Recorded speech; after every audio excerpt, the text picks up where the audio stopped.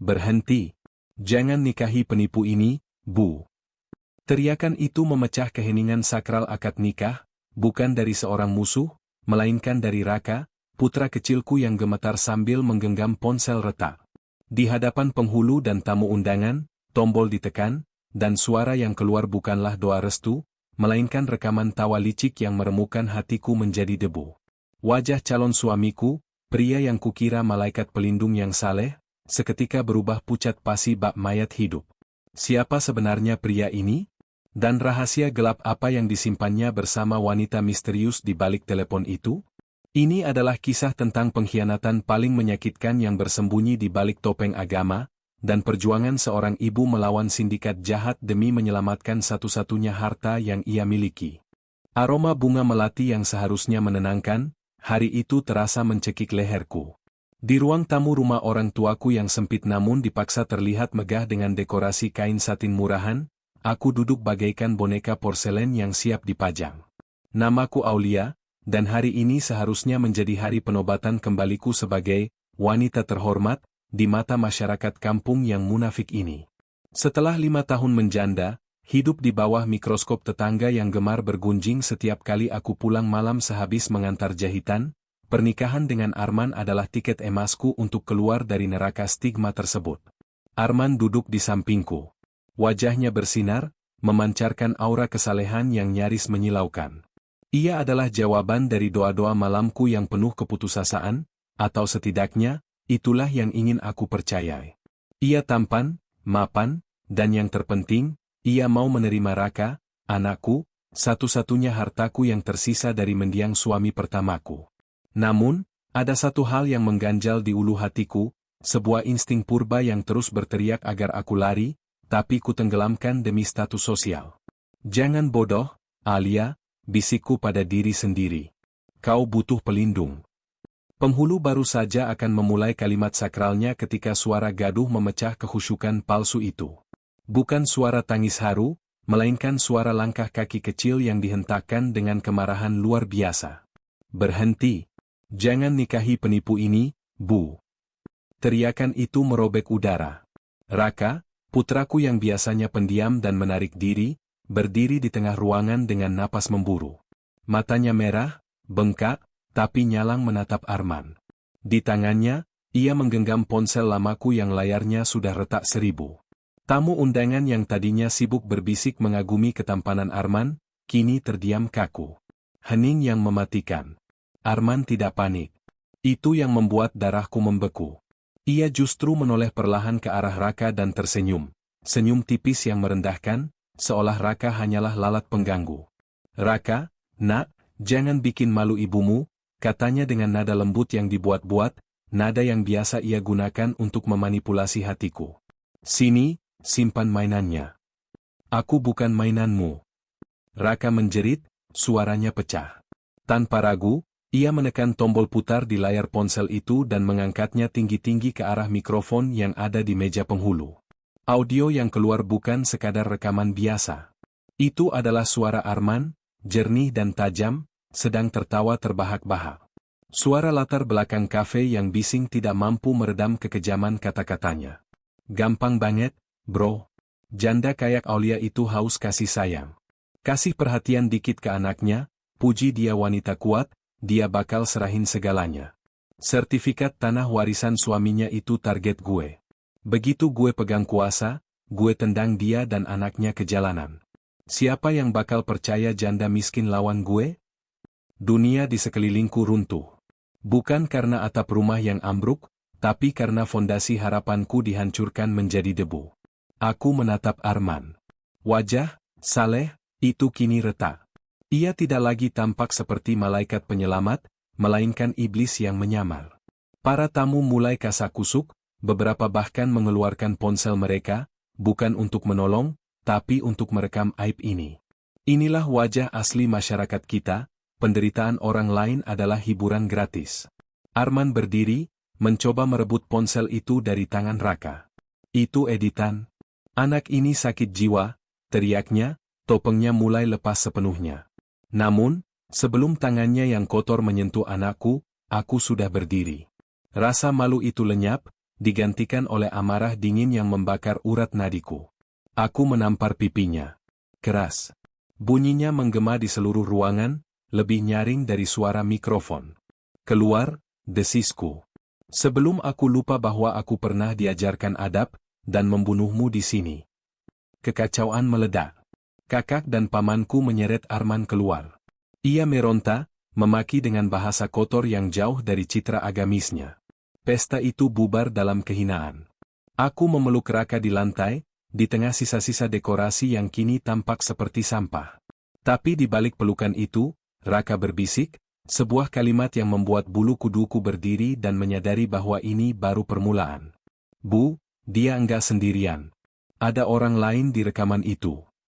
Dan malam itu, saat tamu terakhir pulang dengan membawa gosip segar untuk setahun ke depan, aku menyadari bahwa aku bukan hanya hampir kehilangan harta, tapi aku hampir menyerahkan nyawaku pada sebuah sindikat yang rapi.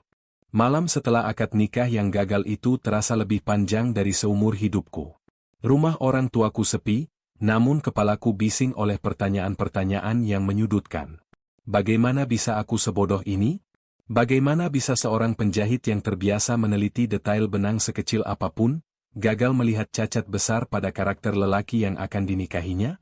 Jawabannya menyakitkan, aku kesepian.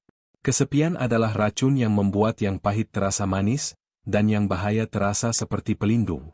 Aku duduk di kamar Raka, memperhatikannya tidur. Ia gelisah, keningnya berkerut. Anak sekecil itu harus memikul beban menyelamatkan ibunya, sementara ibunya sibuk bermimpi tentang gaun pengantin. Rasa bersalah ini mencekikku. Aku mengambil ponsel retak itu dari meja nakas.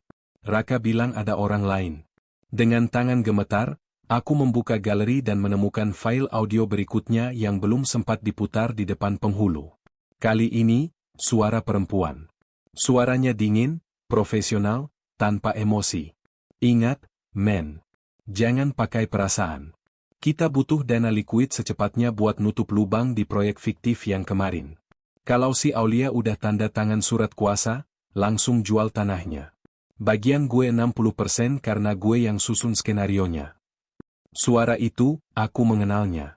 Itu suara Dinda, agen properti yang katanya rekan kerja Arman. Wanita yang pernah kutemui sekilas saat Arman mengajakku melihat lokasi, kantor, barunya. Wanita yang memujiku dengan senyum yang tidak pernah mencapai matanya. Jadi, ini bukan sekadar penipuan asmara tunggal. Ini adalah persekongkolan terstruktur. Mereka memangsa wanita-wanita rapuh seperti hewan buruan. Keesokan harinya, aku tidak menangis. Air mataku sudah kering, digantikan oleh bahan bakar dendam. Aku pergi ke kantor polisi, membawa bukti rekaman itu. Aku berharap mendapatkan perlindungan, mendapatkan keadilan. Namun, realitas menampar wajahku untuk kedua kalinya. Polisi yang menerimaku, seorang pria paruh baya dengan perut buncit dan mata mengantuk, hanya memutar-mutar pulpennya setelah mendengar ceritaku. Bu Aulia, ini masalah domestik. Kan belum terjadi pernikahan? Belum ada kerugian material secara langsung, kan? Tanahnya belum dijual, tanyanya dengan nada meremehkan. Tapi percobaan penipuannya sudah jelas, Pak. Dan ada ancaman psikologis, bantahku. Namun polisi itu hanya menggeleng. Susah buktikannya, Bu. Rekaman suara bisa saja direkayasa. Kalau ibu mau buat laporan, silakan, tapi prosesnya panjang. Saran saya, selesaikan secara kekeluargaan saja. Mungkin Mas Arman cuma hilaf. Hilaf? Merencanakan kehancuran hidup seseorang disebut hilaf? Aku keluar dari kantor polisi dengan rasa muak yang luar biasa. Hukum di negeri ini ternyata tidak dibuat untuk melindungi janda miskin sepertiku. Hukum hanya tajam ke bawah dan tumpul bagi mereka yang pandai bersandiwara. Saat aku berjalan gontai menuju halte bus, sebuah mobil sedan hitam berhenti tepat di depanku. Kaca jendelanya turun perlahan. Di dalamnya, duduk Dinda. Wajahnya tidak lagi ramah, tapi dingin dan menakutkan. Ia mengenakan kacamata hitam, menatap lurus ke depan. Jangan buang waktu lapor polisi, Aulia, katanya tanpa menoleh. Arman itu licin. Dan kami punya telinga di mana-mana. Kenapa kalian lakukan ini? Tanyaku, suaraku bergetar menahan amarah. Apa salahku? Dinda akhirnya menoleh, menurunkan sedikit kacamatanya. Tatapannya kosong, seperti boneka.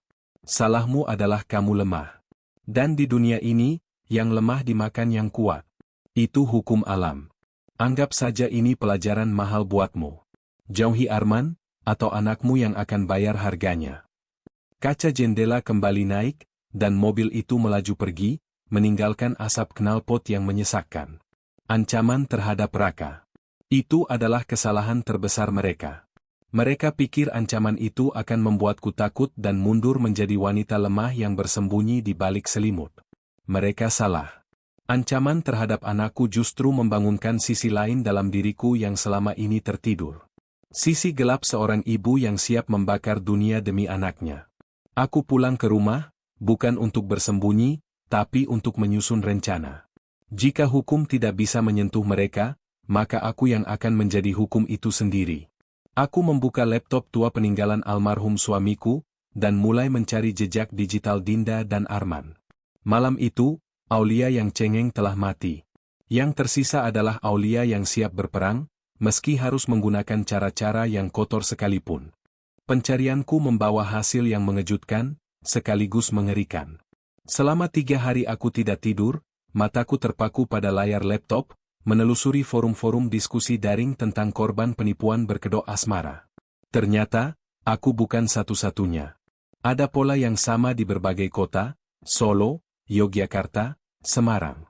Seorang pria tampan, religius, mendekati janda atau wanita kesepian yang memiliki aset, lalu menghilang setelah menguras harta mereka. Namun, ada satu detail aneh. Deskripsi fisik pria itu kadang sedikit berbeda. Ada yang bilang dia punya tahi lalat di leher, ada yang bilang tidak. Ada yang bilang dia kidal, ada yang bilang tidak. Aku menghubungi salah satu korban yang aktif bersuara di media sosial, seorang wanita bernama Bu Ratna di Solo. Kami bertemu di sebuah kedai kopi tertutup. Wajahnya keras, ditempa oleh penderitaan kehilangan rumah warisan orang tuanya. Saat aku menunjukkan foto Arman, dia mengangguk, tapi kemudian menggeleng. Wajahnya sama, Mbak. Tapi orang ini, namanya Rian, kata Bu Ratna. Dan Rian ini lebih kasar. Dia tidak sehalus cerita Mbak tentang Arman. Rian, gumamku. Potongan teka-teki itu mulai terpasang. Dan satu lagi, tambah Bu Ratna, mengeluarkan sebuah foto usang dari dompetnya. Dulu saya sempat memotret KTP-nya diam-diam. Lihat tanggal lahirnya. Aku melihat foto itu. Tanggal lahirnya sama persis dengan tanggal yang pernah Arman sebutkan padaku. Tapi namanya Rian Saputra. Bukan Arman Maulana. Apakah Arman memalsukan nama? Atau? Tiba-tiba ponselku berbunyi. Pesan dari nomor tidak dikenal. Sebuah foto. Jantungku berhenti berdetak. Itu foto Raka sedang bermain di halaman sekolahnya, diambil dari jarak jauh, dari balik kaca mobil. Di bawahnya ada tulisan singkat, si kembar kirim salam. Jaga jagoan kecilmu baik-baik. Si kembar. Dunia seakan berputar. Mereka bukan satu orang yang pandai menyamar. Mereka adalah 2 orang. Saudara kembar. Arman dan Rian. Satu berperan sebagai pria lembut nan saleh, Arman. Satu lagi sebagai eksekutor kasar atau bayangan yang mengintimidasi, Rian. Dinda adalah otak yang mengatur perpindahan peran mereka. Ini bukan sekadar penipuan, ini adalah pertunjukan teater psikopat. Pantas saja polisi kesulitan melacak. Alibi mereka selalu kuat karena mereka bisa berada di 2 tempat berbeda pada waktu yang sama. Aku memperlihatkan pesan itu pada Bu Ratna. Wajahnya memucat, tapi matanya menyala. Mereka pikir mereka hantu yang tidak bisa disentuh, geramnya. Kita harus memancing mereka keluar, kataku. Suaraku terdengar asing di telingaku sendiri. Dingin dan penuh perhitungan. Kalau polisi butuh bukti fisik tangkap tangan, kita akan berikan itu. Tapi kita tidak bisa main bersih, Bu Ratna. Bu Ratna menatapku dalam-dalam. Apa rencanamu, Aulia? Kita buat mereka serakah. Kita umpankan mangsa yang tidak mungkin mereka tolak. Aku menjelaskan rencanaku. Sebuah rencana gila yang mempertaruhkan keselamatan kami. Kami akan menciptakan korban palsu. Seorang janda kaya raya dari Jakarta yang baru pindah, yang sedang mencari suami dan konsultan properti. Kami akan menggunakan media sosial untuk membangun persona ini, memancing algoritma mereka, memancing Dinda. Namun, saat aku pulang malam itu, aku menemukan pintu rumahku sedikit terbuka. Lampu ruang tengah mati. Bau rokok kretek yang tajam tercium di udara, padahal aku tidak merokok. Aku melangkah masuk dengan hati-hati, mengambil gunting besar dari meja jahitku. "Siapa di sana?" teriakku di kegelapan. Terdengar tawa kecil dari sudut ruangan. Lampu tiba-tiba menyala.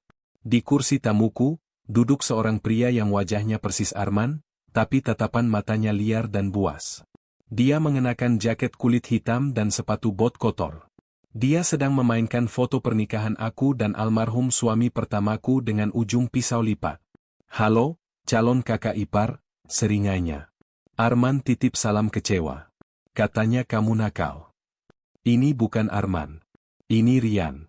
Sang bayangan telah datang ke rumahku. Ketakutan adalah reaksi biologis, tapi keberanian adalah keputusan logis. Saat Rian duduk di ruang tamuku, memainkan pisau itu, aku menyadari bahwa jika aku menunjukkan rasa takut, aku kalah. Raka sedang menginap di rumah orang tuaku, syukurlah. Aku sendirian, tapi aku tidak tak berdaya. "Keluar atau aku teriak maling," kataku, berusaha menjaga suaraku tetap datar, meski tanganku yang memegang gunting berkeringat dingin. Rian tertawa, suara yang kering dan kasar. "Teriak saja. Tetanggamu sudah biasa dengar gosip tentang janda gatal, kan? Siapa yang bakal percaya kalau ada laki-laki masuk sini bukan atas undanganmu?" Kata-katanya menohok. Dia benar. Stigma janda adalah senjata mereka. Tapi Rian membuat satu kesalahan perhitungan. Dia meremehkan seberapa jauh seorang wanita yang terdesak bisa bertindak. Aku diam-diam menekan tombol panggil darurat di ponselku yang ada di saku gamis, nomor yang sudah kusetel untuk menghubungi Bu Ratna dan jejaring korban lainnya yang baru kami bentuk, sebuah kelompok yang kami namai, Lingkar Cahaya. "Apa maumu?" tanyaku, mengulur waktu. "Hapus semua rekaman. Cabut laporan, walaupun laporanmu itu sampah. Dan serahkan sisa uang tabunganmu sebagai ganti rugi waktu kami yang terbuang." Rian berdiri, melangkah mendekat. Bau keringat dan alkohol menguar darinya. Tepat saat ia hendak meraih kerudungku, suara sirine mobil meraung di depan rumah. Bukan polisi, tapi suara sirine modifikasi dari mobil Bu Ratna dan 2 mobil lain berisi para korban yang telah kukumpulkan. Mereka datang bukan dengan tangan kosong. Mereka membawa pentungan, semprotan merica, dan amarah yang sudah dipendam bertahun-tahun.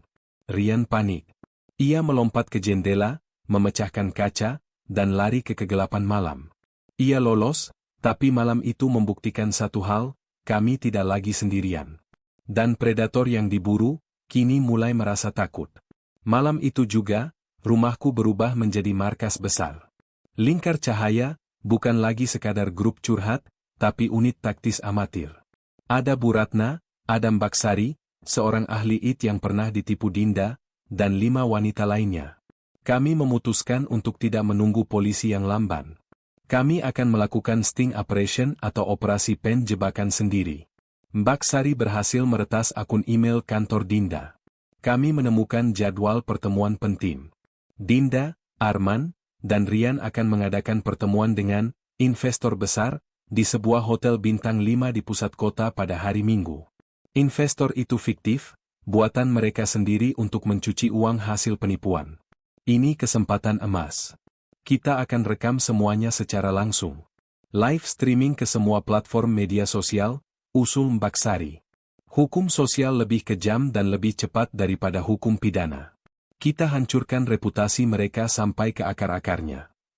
Tapi itu bahaya, Alia. Kalau mereka bawa senjata, tanya Bu Ratna khawatir. Aku yang akan masuk ke sana, putusku. Aku akan menyamar sebagai pelayan catering. Aku tahu seluk-beluk catering. Aku bisa masuk tanpa dicurigai. Rencana disusun. Kami menyewa peralatan kamera tersembunyi berbentuk kancing baju. Kami menyiapkan drone kecil untuk memantau area luar. Ini gila. Ini ilegal. Tapi sistem yang korup memaksa kami menjadi hakim bagi nasib kami sendiri. Hari Minggu tiba. Aku mengenakan seragam pelayan hotel yang didapat dari kenalan Mbak Sari. Jantungku berpacu seperti kuda gila. Aku masuk ke ruang VIP, membawa nampan berisi minuman. Di sana, duduklah mereka bertiga. Arman dengan setelan jas mahalnya, Rian yang kini berpakaian rapi namun tetap terlihat gelisah, dan Dinda yang sibuk dengan laptopnya. Mereka sedang tertawa, membahas daftar korban berikutnya. Si nenek di Bandung itu gampang, kata Arman sambil menyesap kopinya. Dia pikun. Tinggal suruh tanda tangan hibah, beres. Gue yang urus teror mentalnya kalau dia nolak, sahut Rian. Pastikan bersih, jangan kayak kasus Aulia, Dinda memperingatkan. Darahku mendidih mendengar namaku disebut dengan nada jijik. Tanganku yang memegang nampan gemetar. Kamera di kancing bajuku merekam semuanya. Audio jernih menangkap setiap kata busuk mereka. Di luar sana, ribuan orang sedang menonton siaran langsung ini melalui akun-akun anonim yang dikelola Lingkar Cahaya. Komentar hujatan mulai membanjir. Viral dalam hitungan menit. Namun, bencana terjadi. Rian, dengan insting binatangnya, menatapku tajam. Tunggu, pelayan ini. Matanya. Dia berdiri, menepis nampan dari tanganku. Gelas pecah berantakan. Kacamata penyamaranku terlepas. Aulia, teriak Arman. Pintu ruangan terkunci. Aku terperangkap di kandang singa bersama 3 predator yang kini sadar bahwa mereka sedang dikuliti hidup-hidup. Suasana di ruang VIP itu berubah menjadi neraka dalam sekian detik. Arman yang tadinya tenang kini wajahnya merah padam menahan amarah. Dinda panik menutup laptopnya, sementara Rian sudah melompat melintasi meja, mencengkeram kerah seragamku. Kau pikir kau pintar, hah? Bentak Rian, ludahnya muncrat ke wajahku. Ia mengeluarkan pisau lipat yang sama dari saku jasnya. Matikan rekamannya. Di mana alatnya? Aku tidak melawan secara fisik, aku tahu aku kalah tenaga. Tapi aku menatap matanya, langsung ke dalam jiwanya yang kosong. Sudah terlambat, Rian. Lihat ponselmu. Dinda yang pertama kali mengecek ponselnya. Wajahnya pucat pasi, lebih putih dari kertas. Arman, Rian, kita trending topik nomor 1. Video ini sudah ditonton 1 juta orang. Polisi, ada yang tag akun resmi Mabes Polri. Cengkeraman Rian mengendur karena syok. Arman jatuh terduduk di kursi, topeng kesalehannya hancur lebur. Habis kita. Desisnya. Semua aset, muka kita. Pada momen itulah, pintu mendadak didobrak dari luar. Bukan oleh polisi, tapi oleh satuan pengamanan hotel yang panik karena keributan, diikuti oleh Bu Ratna dan anggota Lingkar Cahaya lainnya yang nekat menerobos masuk sambil merekam dengan ponsel mereka secara terang-terangan. Cahaya lampu kilat ponsel menghujani ruangan itu seperti serangan blitzkrieg. Jangan sentuh dia.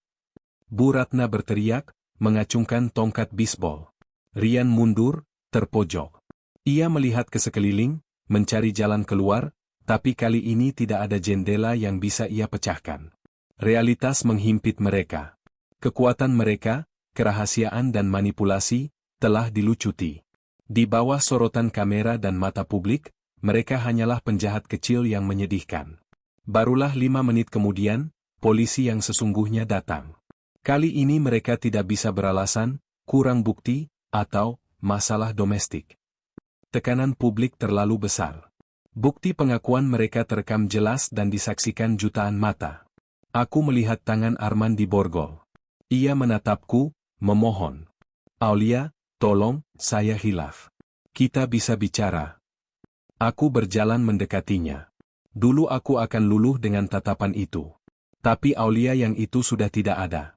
Aku mendekatkan wajahku ke telinganya dan berbisik, simpan aktingmu untuk sipir penjara, Mas. Di sini, panggungmu sudah runtuh.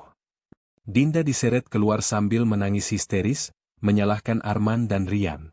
Solidaritas kriminal mereka hancur secepat mereka membangunnya. Rian hanya diam, menatapku dengan dendam yang menjanjikan bahwa ini belum benar-benar berakhir, tapi aku tidak peduli. Biarkan dia membenci, asalkan dia membusuk di balik jeruji. Seminggu setelah penangkapan itu, kehidupan mulai kembali normal, namun tidak akan pernah sama.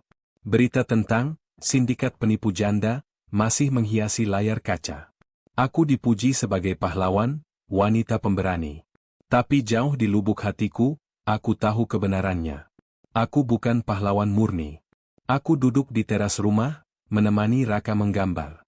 Matahari sore menyinari wajahnya yang polos. "Bu, orang jahatnya udah enggak ada ya?" tanya Raka tanpa menoleh dari kertas gambarnya. "Sudah ditangkap, Nak," jawabku sambil mengelus rambutnya. "Berarti ibu enggak akan nikah sama orang lain lagi?" Pertanyaan itu membuatku terdiam. Aku memandang langit yang mulai jingga. Pengalaman ini telah mengubahku menjadi seseorang yang sinis, yang curiga pada setiap senyuman, yang melihat potensi bahaya di setiap uluran tangan. Kemenangan ini terasa pahit. Aku selamat, hartaku selamat, tapi kemampuanku untuk percaya pada manusia telah dimutilasi. "Ibu punya Raka," jawabku akhirnya, sebuah jawaban diplomatis untuk menyembunyikan luka batinku. "Itu sudah cukup. Aku tahu, mungkin suatu hari nanti aku akan sembuh. Tapi untuk sekarang, aku menerima diriku yang baru, seorang ibu yang waspada, seorang wanita yang tahu bahwa keadilan tidak jatuh dari langit, tapi harus direbut dengan cakar dan taring. Dan jika ada yang berani mengusik kedamaian kecil kami lagi, mereka akan menemukan bahwa janda penjahit ini menyimpan gunting yang sangat tajam di balik senyumnya." Aku memeluk Raka erat, bersyukur pada naluri seorang anak kecil yang lebih tajam dari logika orang dewasa. Dunia ini kejam, penuh tipu daya, tapi selama kami saling menjaga, kami akan bertahan. Cerita ini bukan tentang kebahagiaan yang ditemukan, melainkan tentang selamat dari kehancuran. Dan bagiku, itu adalah happy ending yang paling realistis. Di penghujung kisah, Aulia berhasil selamat dari jerat penipuan bukan karena keajaiban, melainkan karena keberaniannya untuk melawan dan mempercayai naluri anaknya.